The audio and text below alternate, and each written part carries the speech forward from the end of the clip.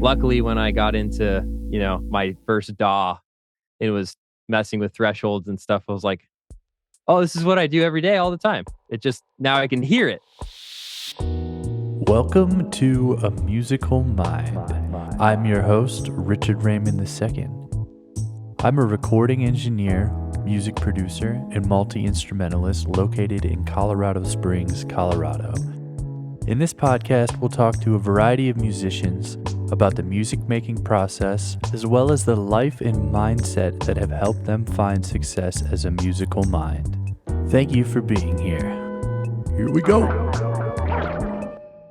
Hey people, another episode. How we doing?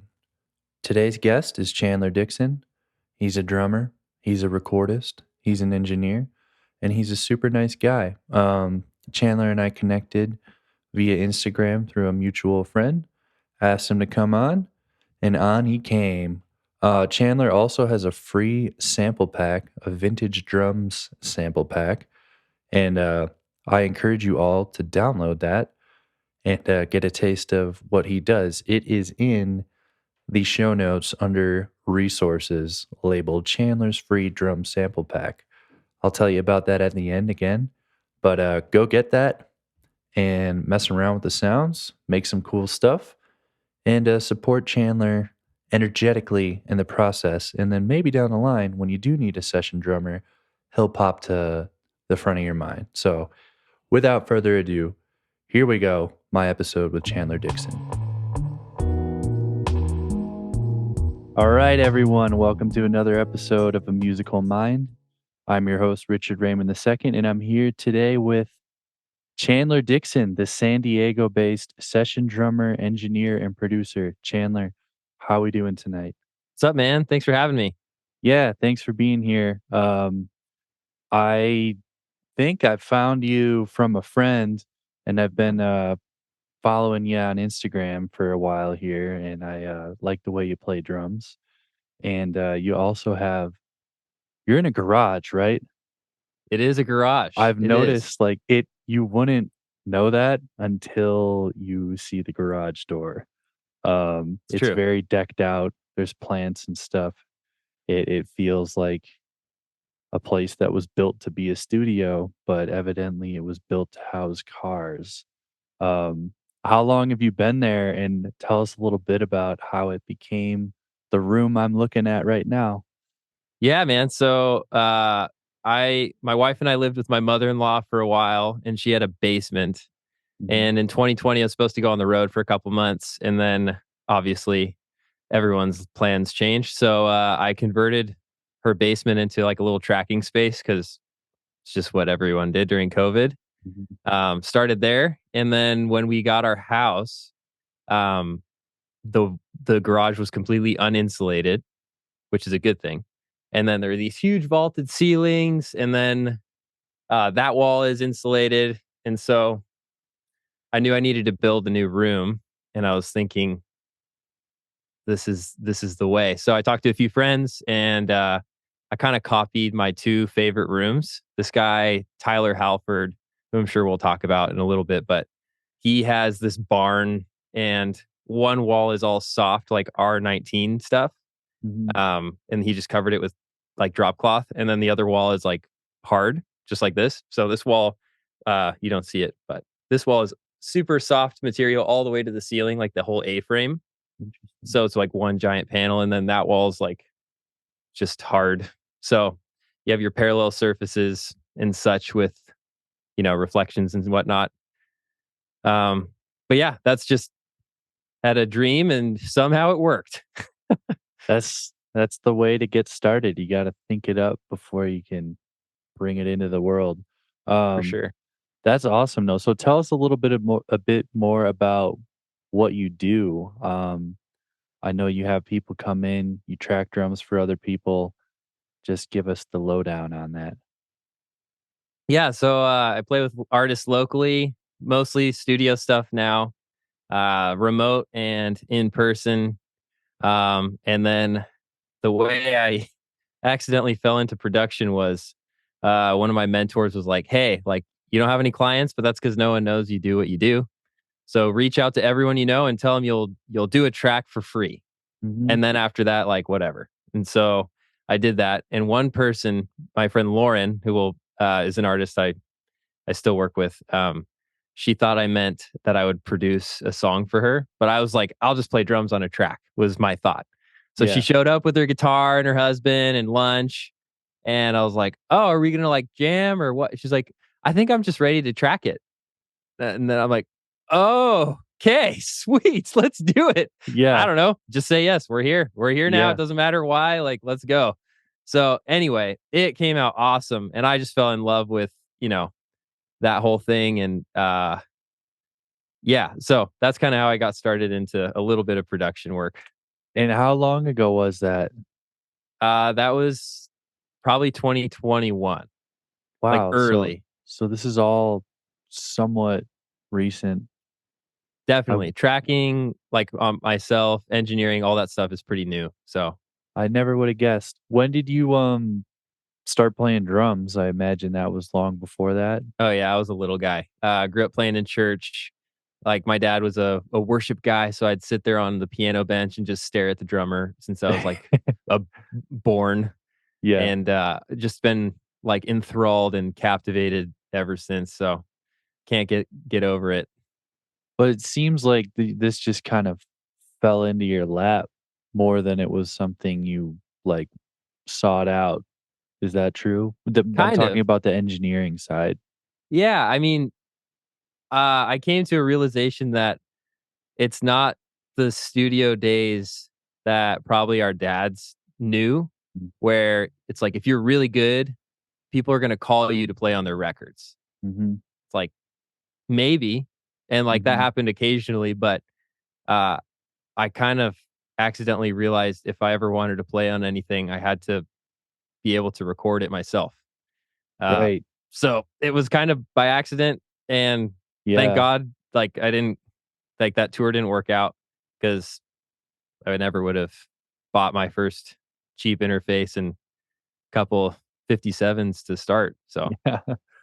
That's super cool, but yeah, I think you're onto something there. That seems to be the the way nowadays with file sharing and stuff, like, you just collaborate remotely, and everybody wins, and, I mean, I know when I first hit you up, it was cool, you, like right away, you're like, "Here's a free sample pack that I, give everyone who I, brush arms with or whatever," and I was like, "Well, that's cool," and then you offered to play on a track for free.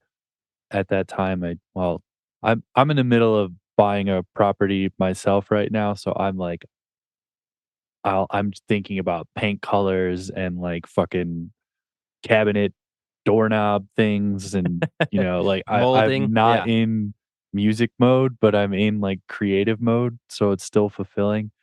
But anyway, all of that to say, I didn't have a song for you to do drums on. Typically, at any given point, I would, don't right now.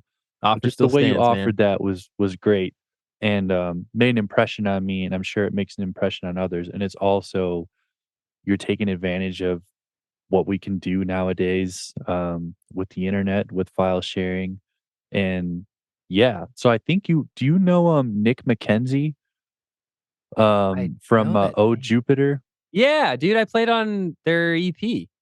Yeah. So I played on their shit too, and Sick. I think he told me about you, and that's how I started following you. Dude, I've never met him in person. I think we've texted only. Okay, so I have met him in person. He used to live here. I live in Colorado Springs, and I met him out here, and then oddly enough, well, he's from Chicago, so am I. I'm from the suburbs, but I lived in Chicago prior to moving out here. He moved into the neighborhood that I was living in Chicago. So we almost like traded places. It was kind of Crazy, weird. yeah. Yeah, I have his bike in my garage actually. He Small um world. he gave it to me before he moved because he didn't want to haul it. And I've never ridden it, Nick. If you're listening, I'm sorry, but But back to the free thing. Listeners, if, yes, I don't know, yeah, send me an email if you need drums. First one's free. Hit me up. he can play drums too, so this ain't no standard beat you're gonna get here. You're gonna get the blood, sweat, and groove from Chandler Dixon. Okay, Uh, let's shift gears here. So when I sent you out my little guest doc thing, you'd mentioned the way your day job impacts your approach to engineering. And I don't know what your day job is, neither does anyone else. So tell us about that and how does it make you think differently than everyone else? yeah. So my sister she was born with a heart defect, and growing up, I went to all her ultrasound appointments. And Mhm. in high school, I was like, I kind of want to go to music school. And my dad went to music school, and he's like, "Don't do it, man. Like, don't do it. Go do the echo thing." So what I do is cardiac ultrasound was what my training was in. And so he's like, you can still play and you could go work and you can do both and it will be better. You'll have food kind of thing. Mhm. And I'm not saying, yeah, he wasn't saying you can't make it because he did, like we had a great thing, but that was his parting wisdom to me. So anyway, what I didn't realize was in physics class, ultrasound is literally you're using microphones and transmitters and stuff to Mm, create a sound picture. So you see a visual representation of how sound waves interact with human body. It's all reflections. mm. And so I was using compressors, dynamic range is a thing. There's basically EQ knobs, all these things that shape the Interesting. sound, and you see a visual representation of what's actually happening to the sound waves. So, um, luckily, when I got into my first DAW, it was messing with thresholds and stuff. I was like, oh, this is what I do every day all the time. It just now I That's can hear it. yeah, that's wild. So anyway, with treatment and stuff like understanding how sound interacts with different surfaces probably saved me a lot of headache. Yeah, totally. So anyway, kind of a That's fun super anecdote. interesting. Yeah, I never would have thought of it like that. So it's almost like, correct me if I'm wrong here, but it sounds like echolocation. Yeah, dude, it is. Yeah, Yeah, you're shooting sound into people and the reflection back is the picture you get. So that's bananas. Well, that is cool, and I'm glad you put that on the dock there because we all learned something. My kind of fun. question for you, my curiosity here, what is your current like mic setup on the drums? Because if you're anything like me, you like go through different stages.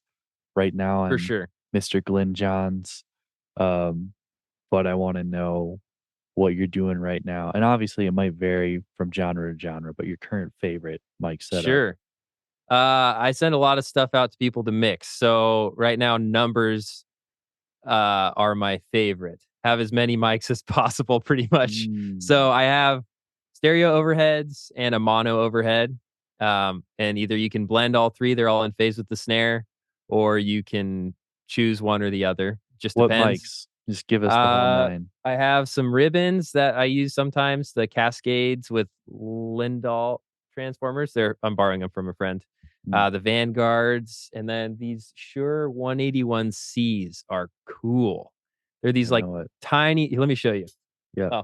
Oh, they're these tiny little mics that look like little screens, and they just sound awesome. They're dark, but you can brighten them up. They take EQ really well. They work great on toms too. But anyway, that's current overheads. And then my close mics like toms and kick are all going through this Yamaha like reinforce like this old mixer with Mm, there's like 4 EQs. But just a 57 on the snare. Sometimes I'll throw a condenser on there if you need a little extra top or whatever. And then toms, take them or leave them if you need them. But these right. Heil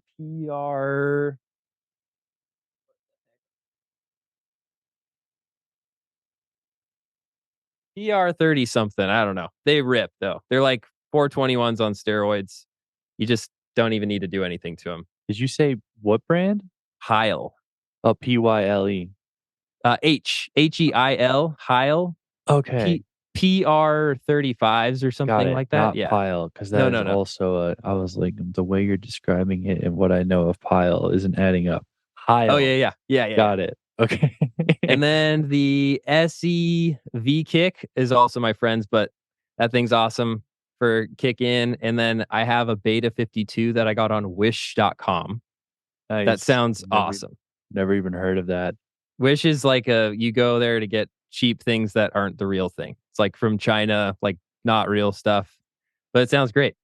Yeah, Cool, man. Well, that's awesome. a lot of mics, a lot of rooms, everything. I got a mic in the ceiling for Oh, different cool. perspective. I'll do like stereo rooms and a mono room too. So, like usually 12 to 16 mics up at a time. So, Nice. obviously you don't use them all, but Right, but it makes sense if you're sending stuff off, just give people options. You can mute and delete. Um, I love when I'm mixing things that have been given to me, having extra mics, and it's fun to like bring something in a chorus or mute something here or there. Can't really. You can do it yeah, with EQ, but it's easier to just do it with a mic. mics Um, are basically EQs as well. Like they're just uh, different. I mean, you're doing the same thing with frequency. It's a different distance. So, that's kind of what EQ does anyway. So, Usually for me, like the more there are, even if they're in phase, you get more width typically, but it almost gets a little bit thinner. yes, And so you can kind of play around with that as like a high pass type thing going on. definitely. Um, well, that's cool. I like to learn about that stuff. Do you have a favorite mic in your studio? I know you said before we hit record, a lot of the stuff behind you is stuff that you're kind of like borrowing or just holding for people who don't have room for things. Yeah. What's your favorite mic? Why? What's it My, good at? What do you use it for? my favorite mic of all time, which is mine for the record. Okay. I own one. I'm just kidding. I own a few more, but the Electro Voice DO54. I've It's a never heard of sleeper. it. It's a Okay. sleeper. It's it's got a different capsule than the usual I can't even remember all they have so many models, but Mhm. it's this omnidirectional dynamic mic. It gets a ton of low end and it's super tiny. So it kills as a vocal mic, it Mhm. kills as a knee mic. I leave it at mono overhead all the time, but for percussion, congas, guitar cabinets, she kind of Mm. does everything. But Yeah, I could the see that yeah, for percussion would be great. the low end is absurd. Like I Nice. always find myself scooping stuff out, but it's pretty cool. Yeah. That's dope. An Omni Dynamic, I don't have one of those. I They're feel like cheap. that's a little bit more. Is that more rare or is it just rare for me? I haven't heard of many. Probably it's kind of an electro voice thing, I Mm. think. I have these Audio Technica 8010s, a matched pair of omnidirectional, small diaphragm omnidirectionals, and they're I don't know, they were maybe $100 each, but I find application after application for them super great. And yeah, for any time I need like rooms, it's perfect for that. And That's great. they're super they almost look like a 57. Oh, So I cool. they I'll use a 57 clip and it like you can kind of like wedge it in there and it's like you don't have to worry about it falling or Yep. anything. I love that small win of clip clips working. Yes. Because it's annoying. I have a number of clips that I don't it's like the thread. I'm like, what is this compatible with? And where did this come from? And why do I still have it? And go to use it and trying to screw it on, then you're like, oh, this is never gonna work.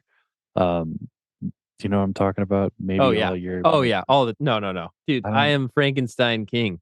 My stuff is like duct taped together and I have some nice stuff that some that's mine, some that's not, and I have a lot of stuff that's like, you sure about that? You know? yeah. And you're like, just wait till you hear it back. Exactly. Yeah. That'll be the one you love. What's up, guys? Taking a quick pause here to talk about my sample pack, Laid Back and Groovy Guitars. I did this sample pack with 5-Pin Media, the British sample pack label. And in this sample pack, you will find 376 live guitar loops, 144 guitar one-shots, and 142 lap steel one-shots, all drawing on an influence from psych, jazz, funk, and soul, inspired by artists such as Khruangbin, Goat, Fela Kuti, and Herbie Hancock. All these loops are both DI and the amp signal with printed effects and are distributed over the BPMs 70, 80, 90, 100, 110, and 120, all evenly distributed over 4 different keys, giving you a wide variety of moods and feel to play with. Guys, there is a ton in this sample pack. Check it out. Get all the guitar you need for your beats. If you're a drummer, you want to play along to some guitar loops, whatever you need, this thing has it. I spent a shitload of time on this. Click the link in the show notes. Once again, Laid Back and Groovy Guitars by 5-Pin Media, available on loopmasters.com. Go and get it.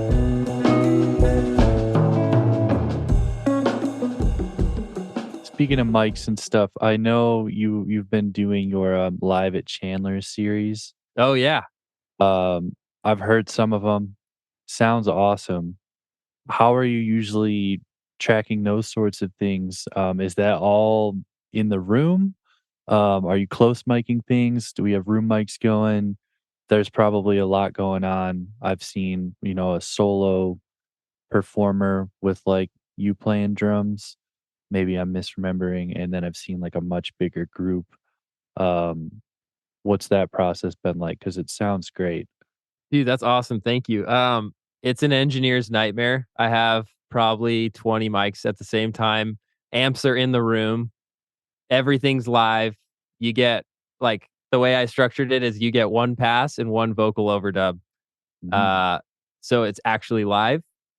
And like bleed with a vocal mic is rough. So I think that's a fair thing. mhm, Um, but a part of so I love to nerd out about old gear and stuff, but I think a part of those old recordings that make them so special is a bunch of really talented people playing in the same room, mhm. which gives it more, I would say, more of the feel than the gear does. And bleed. Exactly. Yeah. So, in my opinion, capturing that thing is like nothing else. So, that was kind of the idea behind, like, I don't know, dude, just come over and let's see what happens. We'll film it and it'll be Yeah. a live music video and it could be awesome or terrible. And luckily they've been great. So I mean I have gobos and like I call it my drum barella, but it's a octagonal drum tent that goes up and down. And then, Oh, with the right kind of mics on the vocals and guitar cabinets not too loud or whatever, like, and of course I have at least 3 or 4 rooms up to catch that magic that is in the air. But um yeah, it's all live. is there any tape involved? Because I know I'm forgetting the name of the artist, but the guitar player, maybe you Adrian, can. maybe? Yeah, Adrian.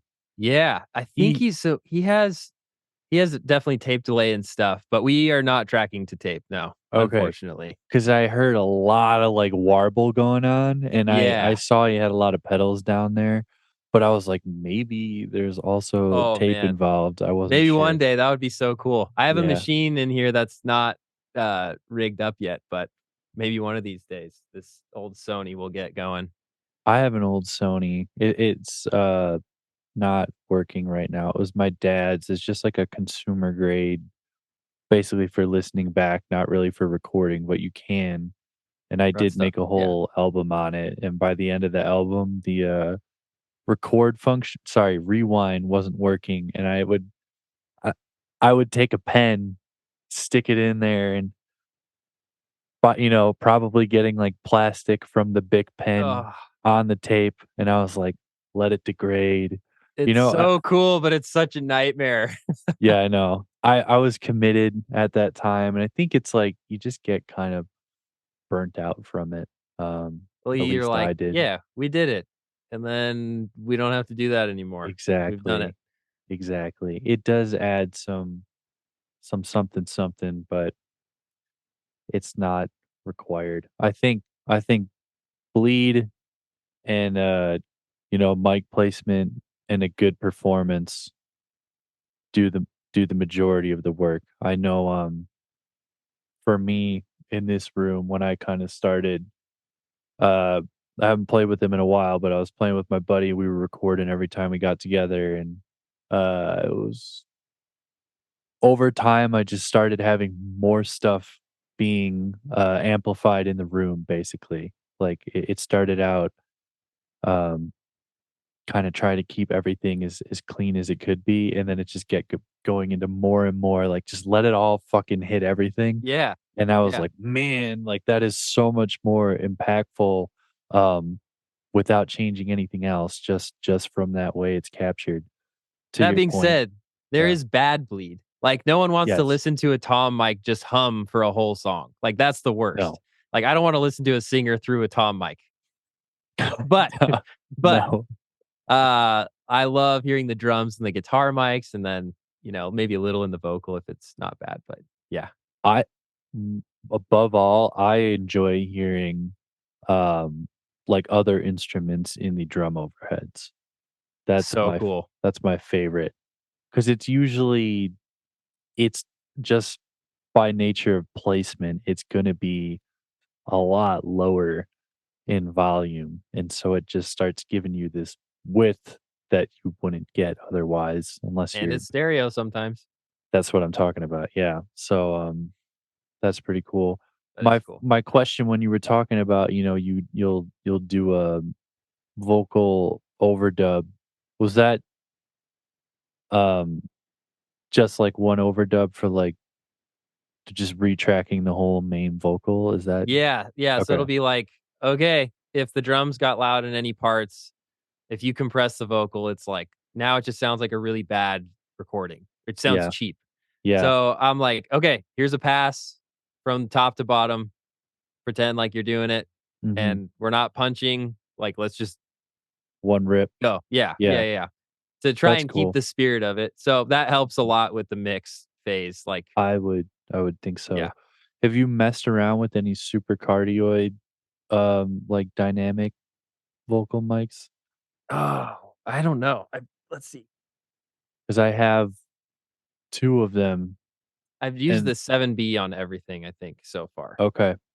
Um, if you ever get to try out, I have it's a Telefunken M80. Oh, okay, Um, yeah. do The, you know like, that black one? one, right? The black mic? It actually comes in all kinds of colors, like, mine's green, but I've Okay. seen gold ones, I've seen, like, platinum. The way they even market it, they really lean into, like, the M80, like, firecracker thing, so there's all these colors you can choose Oh, from, got like, it. picking your Cool. iPhone or whatever. I have a green one, but it's super cardioid, and it's super, popular for snare, but I guess it was originally made for, like, live vocals. Written It's down. not super cheap, but I swear by it. Um, it has a top end that most, like, dynamic mics don't. Additionally, AKG makes a super cardioid same type of mic, way cheaper, does a fairly good job. The P5, that's actually anyone out there who's, like, trying to get a podcast going, that's the mic I recommend because everyone goes out there. I was just talking to a client today, and they get the fucking Blue Yeti, which is actually a great mic. Like, it can do so much, but you For don't anything need else, yeah. a condenser mic if you're a fucking podcaster. You're gonna be in some loud ass, untreated room, Use the everything's 57. bouncing off the walls, and it sounds like dog shit. Like, Blue, you've done a great job at becoming, like, the household name for a beginner podcast mic, and the product that you're selling for that is just not right. Go out there, get yourself a fucking P5. It's like I think it's less than $100 maybe, somewhere around there. It's a dynamic mic. You can fucking hold it in your hand, and it's not gonna pick up all that other crap. Also works well for, I've used it on guitar cabs, and it can also work well as a snare mic too. Not Not sponsored. yet. That's just my take. That's my take from, like, get dealing with shitty podcast recordings from so many people who are, using the mic that they thought they were supposed to because they don't really know anything. It's not their fault. It's Blue's fault. Like, yeah, that's my 2 cents on that. That's Sounds me. yeah, good advice. Get a That's me. dynamic mic. They're awesome. Yeah, the super cardioid dynamic if you can, because 'cause you're probably not in a treated room. AKG-P5. I'll put a fucking link in the description. I feel that passionately about that. Dude, I'll click on Uh, that thing. I'm gonna get one now. it's super affordable, yeah, and it's great. It's like you know, works in a lot of applications where a 57 would, but it's got that super cardioid polar pattern, which is helpful for reducing bleed. Sometimes you want it, other times you don't. Right. Yep. um, Tell me about your most impactful recording session. Oh my gosh. So yeah, 2020, I think still. Uh I had I was a little more into recording than the beginning of 2020. So I probably had 6 months under my belt. I was like, okay, I've taken some master classes. I kind of think I know how to like what I'm doing a little bit more. I knew where the buttons were in Logic. You guys can roast me in the You're a comments Logic if you user like. too? You guys can all roast us for Yeah. using Logic. Uh, Nah. and anyway, so my friend Matt Wright, who is an incredible singer songwriter, just he's ridiculous. Go listen to everything he's put out. Uh, he texted me. He's like, "Hey man, are you home?" I'm like, "Yeah, what's up? I'm gonna pick you up and we're gonna go play some music." Didn't know we were recording. I had no idea what I was like. I don't have anything to do. Okay, sounds fun. What do I need? He's like, I don't know, maybe a snare and some cymbals. Like, okay, cool, breakables, sounds good. So I had 10 minutes. I ran in, I grabbed, of course, this broken 1940s Radio King, little Slingerland guy. It's out of round because I dropped it, Mm, and it does one thing. That's it. It does one thing. It sounds like a little popcorn snare. cool. It's what's in my sample pack. Oh, Shameless plug, nice, but nice. it's free. Free sample pack. Shameless plug for something free. Anyway, so I get in his car. We're driving. He doesn't play me the song. He doesn't tell me what's going on. And he's like, "Oh yeah, I think we're gonna record at Tyler's." I'm like, "Okay, who's Tyler?" Tyler Halford, the bass player for Foster the People and Frank Ocean. Did he write that pumped up kicks bass line? I think he came in a little after that. But Yeah. anyway, yeah. So he's neighbors with one of my uh drum mentor people who's like such a awesome dude to all of us drummers in North County. Aaron Redfield, they're neighbors, the super power team. Um, go look up Redfield too. Anyway, so I get nervous. I'm like, what is happening? Like, what are we Mhm. doing here? He's like, well, it'll just be maybe a demo. I don't know. We'll see what happens. I'm like, oh, all right, dude. I don't even know if I have the right stuff. I didn't bring all 10 snares or all my Right. cymbal. I like have one thing and it's probably the wrong thing. Mhm. Whatever. We show up. It's I was expecting, way more mics than I have now and like all this outboard and like a separate tracking and control room and all the stuff that like giant studios are supposed to have, air quotes. Uh the dude just rolls up barefoot and hands me a beer and he's like, "Hey man." And I'm like, "Okay, this is awesome already." We Uh-huh. go upstairs. I talked about it earlier, but it's how my studio's built now.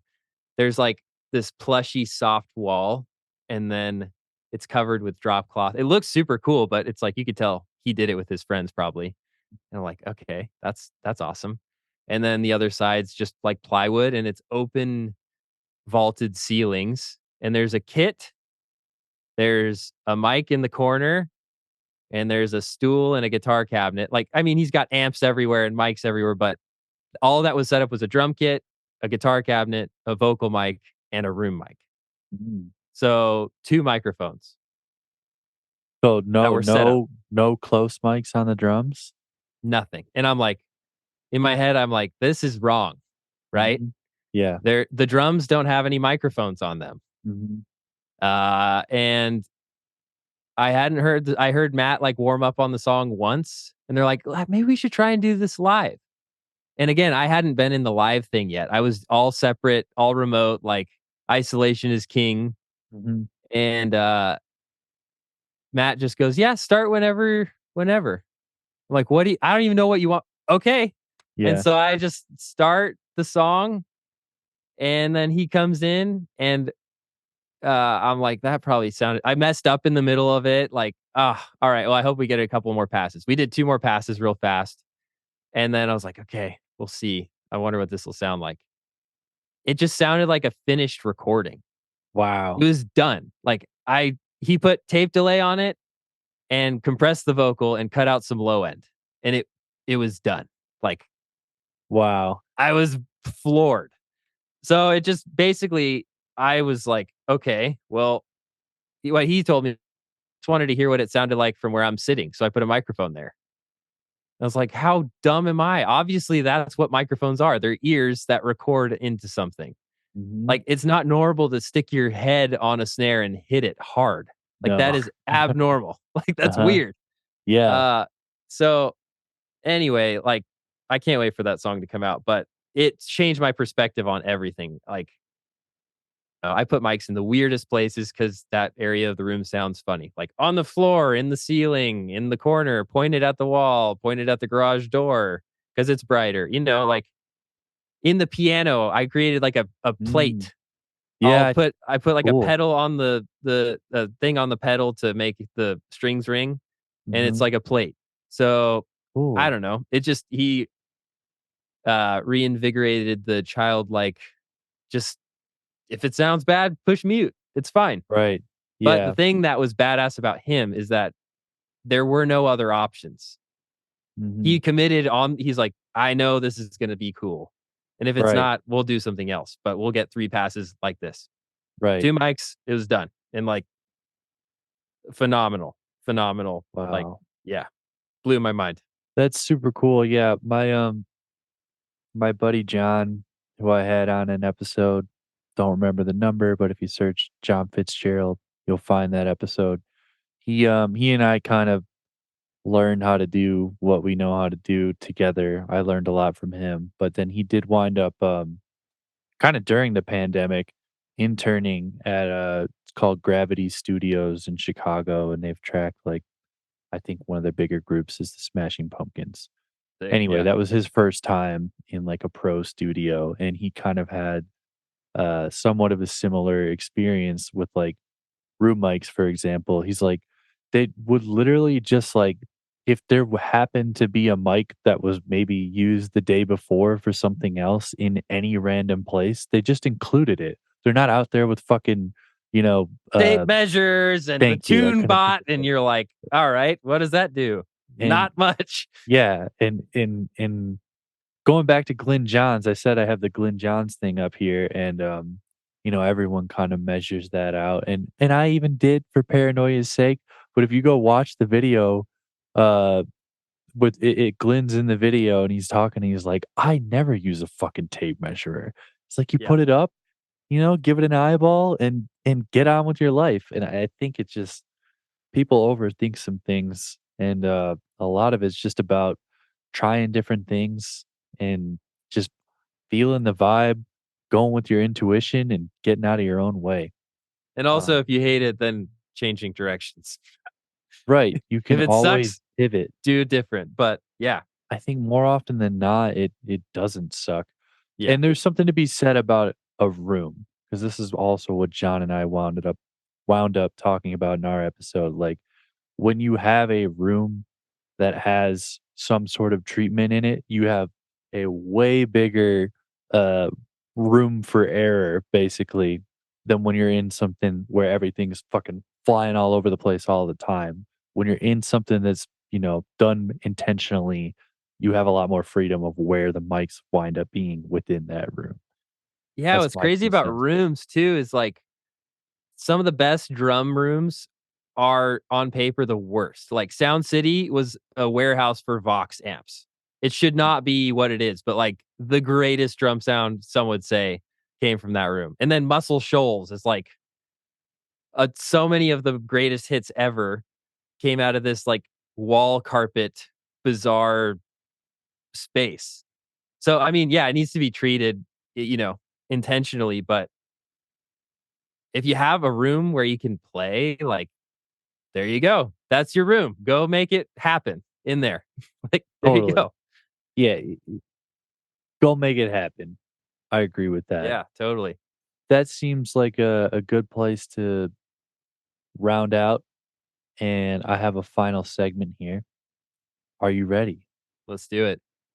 So I have a playlist, Spotify playlist. It's called A Collective Musical Mind, and I ask each guest to give me either a song, an EP, or an album. It was originally supposed to be a song or an EP. Had a bunch of people give me albums, so albums are allowed. Okay. Um, that lately has had you fired up and inspired, and I will include it in this playlist. Go ahead and follow that playlist if you haven't already. This is your chance. It's called A Collective Musical Mind. And I'm just trying to let this thing grow over all these interviews. And, hopefully we all find some inspo from one another. Rad. Yeah. So you want me to give you a song or an album to include? Is that what you're saying? That's what I'm asking. Okay.